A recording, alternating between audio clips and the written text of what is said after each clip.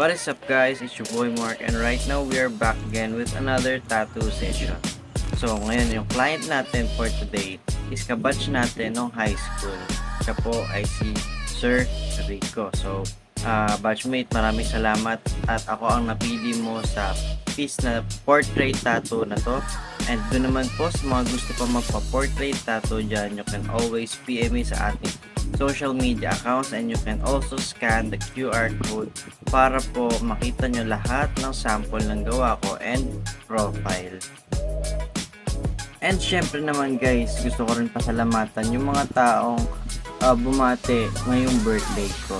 Ito yung mga client natin, yung mga relatives natin, friends natin, especially yung ating mga kapamilya. So God bless all of you po. So that's all for today.